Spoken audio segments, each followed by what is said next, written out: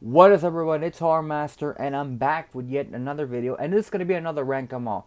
I've been having a lot of fun doing the rank 'em alls. I think they're one of the most entertaining videos for me to do, because there's a lot of things that go in behind doing a rank 'em all, because it ain't easy, especially if you love this band or artist. So I was trying to think what other band or artist I should do, and this is an artist that I've been thinking of doing it for some time, and I was like, you know what, I have some spare time. I'm gonna do this right now, and I'm talking about the one, the only Marilyn Manson.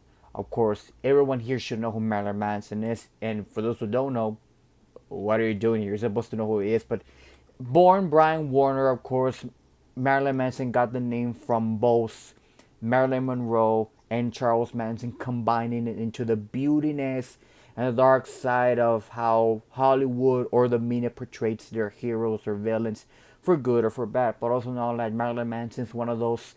He was basically the Alice Cooper of the 70s, and you can tell the similarities are quite there. But Marilyn Manson is one of the individuals, probably one of the most controversial individuals in hard rock and metal, because of his, stage performance, to his lyrics, to everything Manson is in general. I mean, to the point that I've had friends when I was in high school that they would tell me that they weren't allowed to listen to Marilyn Manson because of his ideology, which, don't get me wrong, that was like in the 2010. So to still have that impact close to 20, 25 years, 30 years into your career, not letting kids, like I said, in the 20 teens, not let your kid listen to Marilyn Manson, gets to show how much Marilyn Manson's impact, not just in metal music, but in pop culture has been. Of course, he has directed some things, he's been in TV shows, of course, music videos and all that. He has been a lot of collaborations.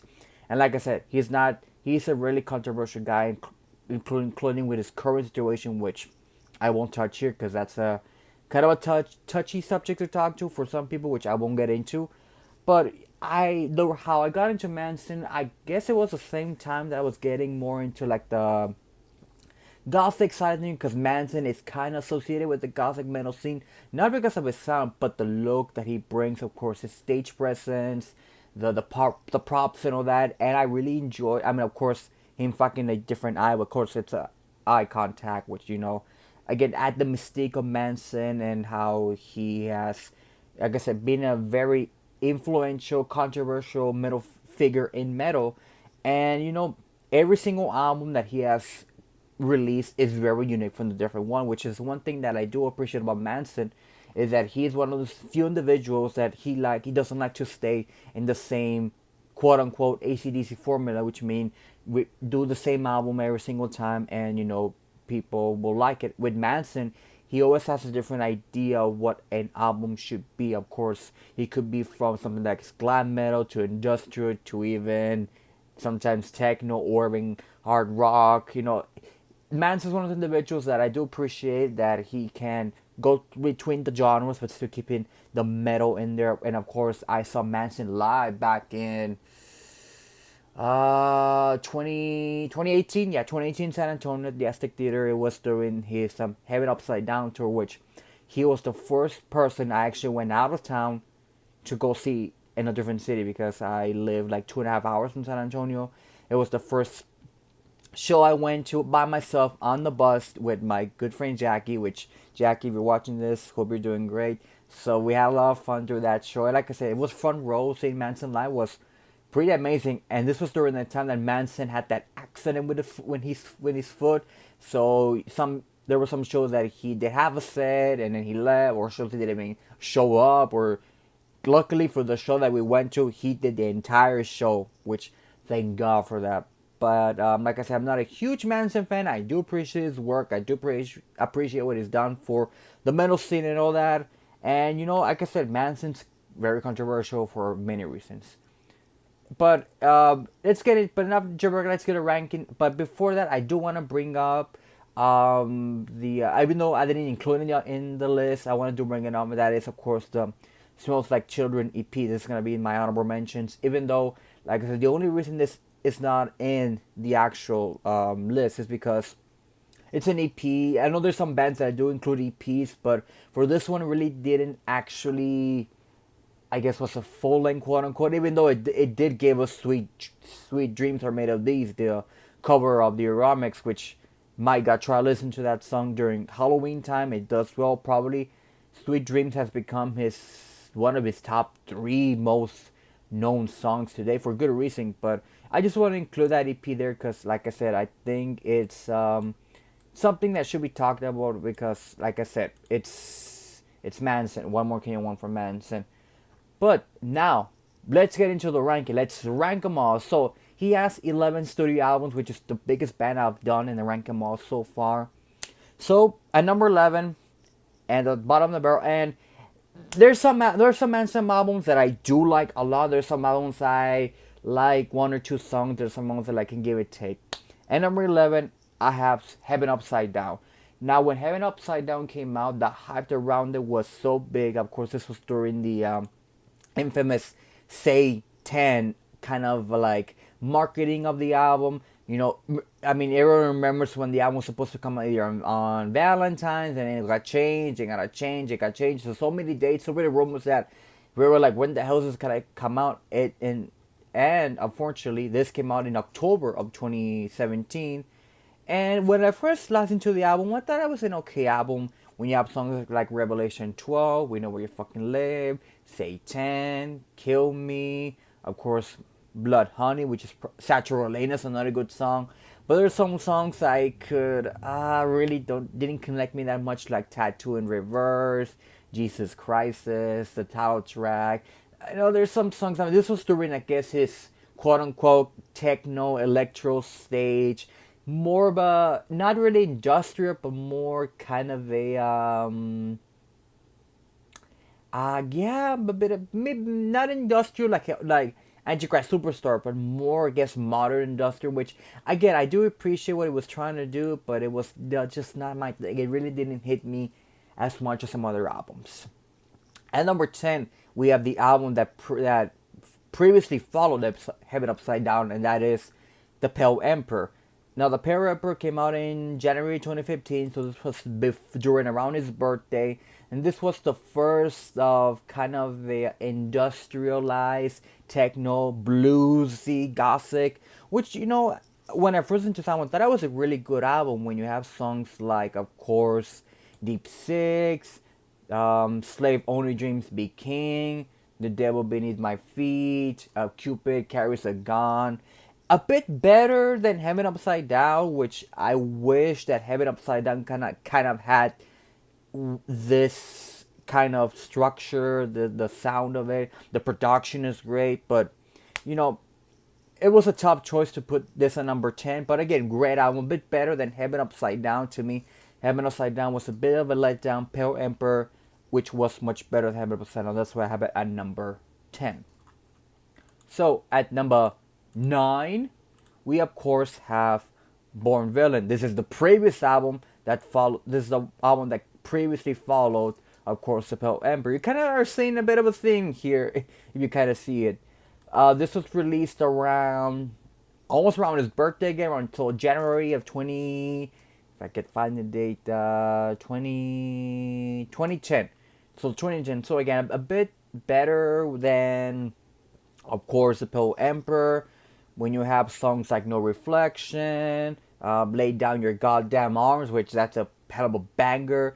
The cover of You're So Villain, which includes Johnny Depp on guitar, which, you know, Johnny Depp and Marilyn Manson are kind of like best buds, for better for worse. The Flowers of Evil, Children of Cain, another great song. A bit better, like I said, a bit better than The Pale Emperor. It's an album that I, you know, once in a while I put on whenever I'm in a Manson mood and all that. I mean, Twiggy was back at this time, and the band was still in the band when he came back. So, you know, kind of add that little love-hate relationship both Manson and Twiggy Ramirez had. So it kind of adds a bit of comfort to the album, if I can say so myself. So at number 8, if I could get the freaking list here. Technical difficulties, people, trust me, you get that all the time. So at number 8, we have the Golden Age of Grotesque. Now, the Golden Age of Grotesque was a big album at the time when it was released. I mean, I think it came out around, if I remember correctly.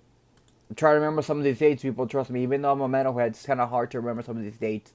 So the Golden came out, I want to say around 2002, 2003, late 2003, if I can say so myself. And it was an album that was really, really good at the time.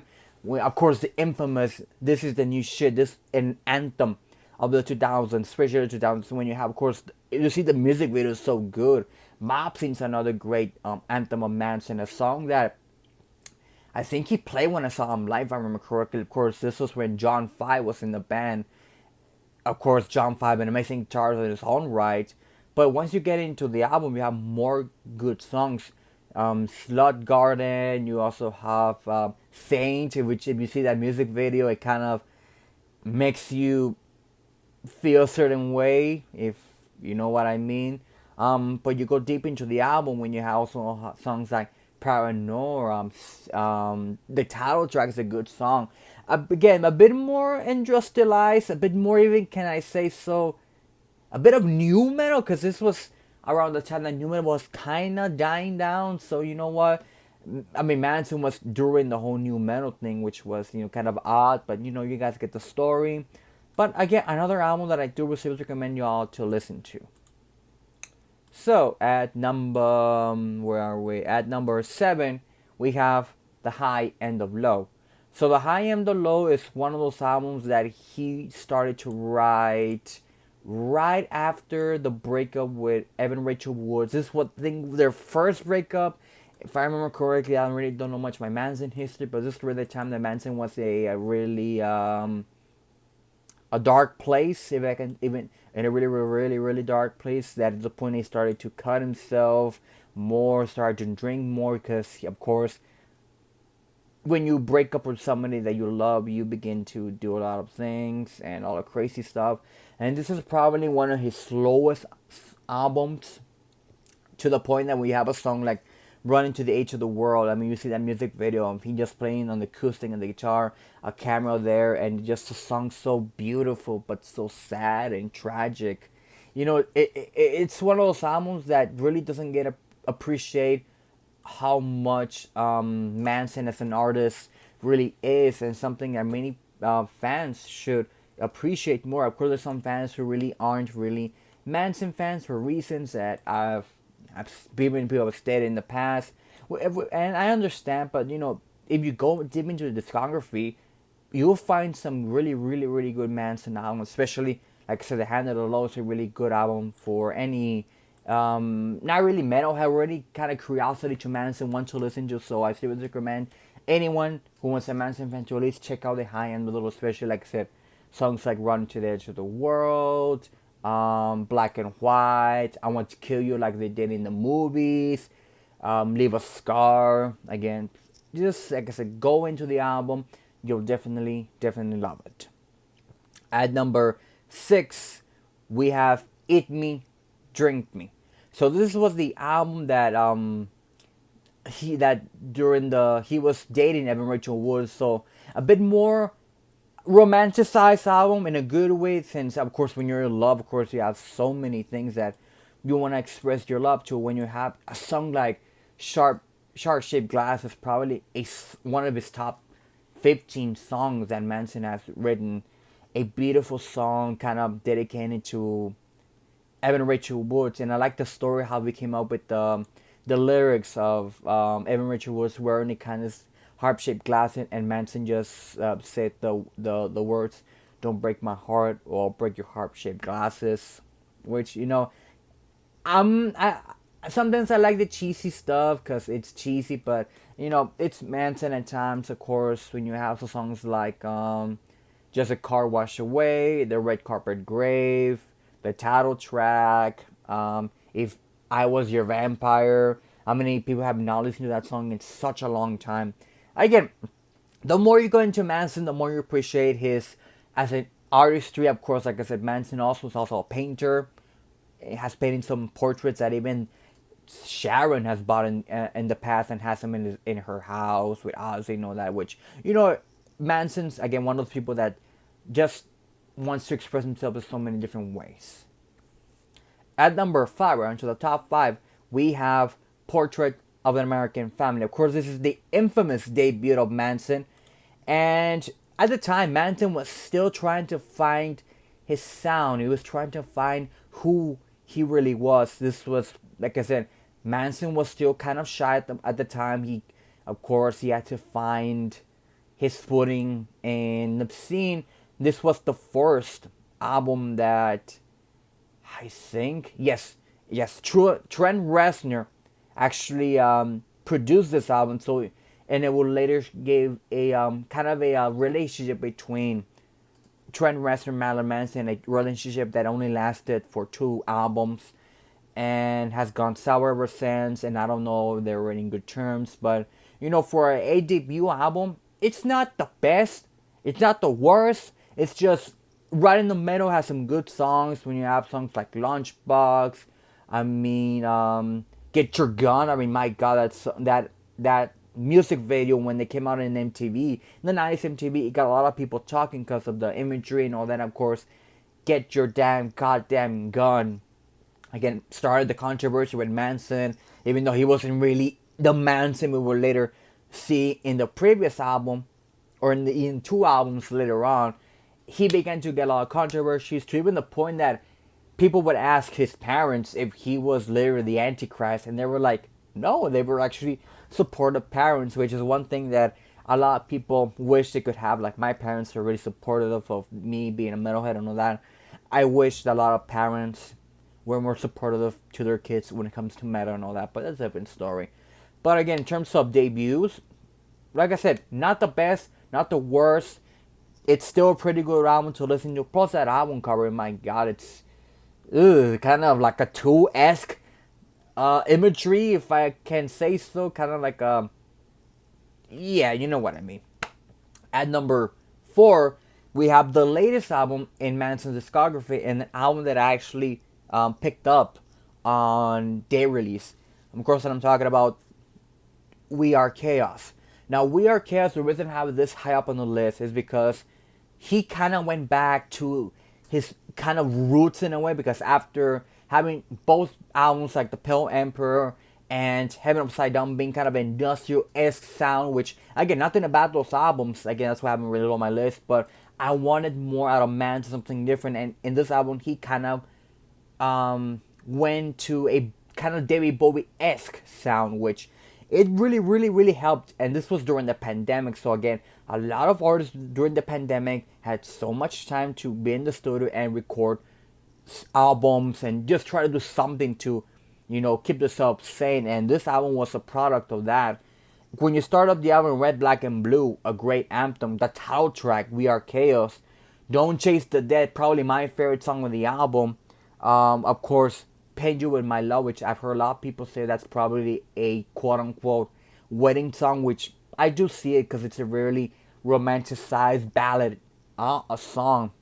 But you go deep into the album, Solve Congolna, Keep My Head Together, Broken Needle, that's a really good, sad, and kind of happy sad song to end the album. And if you have it on vinyl, this is something that I really, really, really like, because even though I don't have vinyl, I have some of my friends who are vinyl collectors. They say as they're putting the album to the Broken Needle, the song keeps spinning and spinning. It's kind of like Broken Needle. It just keeps going and going and going and going, like it's a broken needle. And the good thing about this album, that's what I really liked, was, I'm not sure the vinyl has it, I'm pretty sure it does, is that it came up with a little poster that I have here. One of Manson's paintings, which I really do like. That I was gonna hang it up on my wall, but I was like, nah, I'd rather just have it on the CD, because it's kind of a bit of a cool collector's item, which might not be worth a lot of money, even though I really don't care how much it's worth. I just like it because it's a really cool little bonus thing that Manson kind of does for the fans. And another reason why people should start buying physical media, because you get stuff like this that you don't get on on iTunes or on Spotify.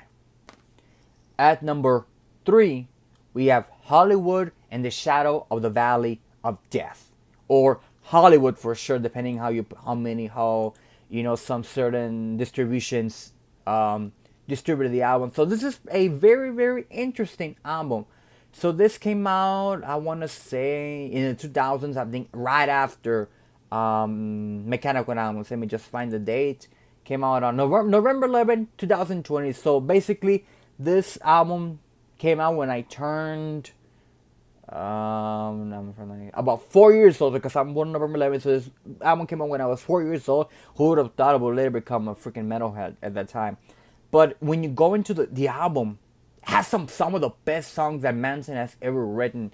When you have songs like Disposable Teens, that infamous quote, "Teen distortion, survive abortion, another from the waist down," that got a lot of parents triggered because it was talking about abortions, which I've mentioned before. Manson talks about every single touchy subject. Of course, the fight song talking about the Columbine shootings, which he was he was blamed for the Columbine shootings, which that didn't make fucking sense, because just because two really fucked up kids dressed in black covered clothing, kind of saying like Manson s, will later become supposedly, even though they never said they were Manson fans, which they never were Manson fans. They didn't say they were Manson fans, and they still blame Manson for the Columbine shootings. But enough of that. It's a great song, kind of showing that sometimes the media kind of portrays different stories to their own convenience, which unfortunately that's today's world in the media, especially what's happening in the world right now. Well, you go into the album, "In the Shadow of the Valley," I did that quote unquote title track. It's a really, really good song, a acoustic and kind of sad song, which it's kind of haunting but beautiful. The Nobodies, my God, that music video, which when I was doing research for this video a long time ago, I remember that the Nobodies, the music video, was supposed to have originally the Jackass crew, but the studio or I guess the distribution didn't want the Jackass crew in there for some reason. But I would have loved for the Jackass crew to be in the music video for this, the Nobodies, which again, it's a really cool song. And of course, this album is separated into 4 parts. "In the Shadow," that's part 1, and then "The Adrogene," part 2, and then "Of Red," and of course, "The Fallen," which again, it's a really, really good album. Probably one of the best albums that he has ever written. Plus, that album cover is so amazing. Now we're into the top 2. At number 2, and this is really hard for me because, like I said, these 2 albums, depending on the day I can have it number 1, number 2. But I decided to go for number 2 because I think in terms of impact and legacy, this album is almost neck and neck with number 1, but I had to make tough decisions. And of course, I am talking about Mechanical Animals. Now, first of all, for the album cover, Manson, what the hell? Are you a male or a female? You're an alien or what the hell? I mean, you don't fucking know what he is, which is kind of creepy at times, but then kind of cool, which again, I appreciate that kind of artistry in Manson. Of course, the album, some of the best songs from The Dope Show, talking about how Hollywood portrays artists and the abuse of media, to the title track "Mechanical Animals," which is probably one of the most underrated Manson songs that he has ever written. So haunting, so amazing, so good. "Rock is Dead," "I Don't Like the Drugs, but the Drugs Like Me," "User Friendly," "New Model Number 15," "Coma," "Fucking White." Probably one of my top 2 favorite Manson songs of all time, especially the music video and how to end an album. Of course, the music video portraying, of course, the JF Kennedy assassination that happened in Dallas. Oh my God, that's a great song to listen to. And like I said, this album has gone as probably one of the best Manson albums he has ever written, and for good reasons. I mean, my God, like I said, the album cover, and I really like the fact that has kind of like the alternative, I guess, album cover to it, which I can give it take. But to me, when I think of Mechanical Animals, this album cover just creeps me the fuck out. But I can appreciate what Manson at the time was thinking about. And at number 1, if you come by any process or elimination, you can tell what number 1 is. Of course, I'm talking about the album that put him into the stratosphere, the album that so many people, including myself, got into Manson. And of course, I am talking about the one, the only Antichrist Superstar. Now, funny story how I got the Antichrist Superstar on CD. So one day I was going to my local second and Charles here in town, and I was going to the oh excuse me I was going to the CD section and trying to find, some really peculiar items, some stuff for me to buy and all that. So they had nothing in the metal section. So yeah, let me just go through the other sections. So I find this little thing in the religious section, and I'm like, who who in the hell did this? Because I want to shake their fucking head. I even laughed about it. I was like, oh my god, this can't be real. But regardless, Antichrist Superstar, my god, this is probably the one album that everybody from Manson, who is a Manson fan, should listen to it first. Has probably some of the best songs, and it's probably a concept album. It's probably one of his only concept album he has ever done, if I remember correctly. When you have songs like Irresistible Anthem, The Beautiful People, my god, his most famous song of all time. But you go deep into the album, you have Torquist, Little Horn, Angel with Sacred Wings, the title track, 1996. I mean, Man That Fear You, Kinderfell, Mr. Superstar. Every single song in this album is fucking amazing.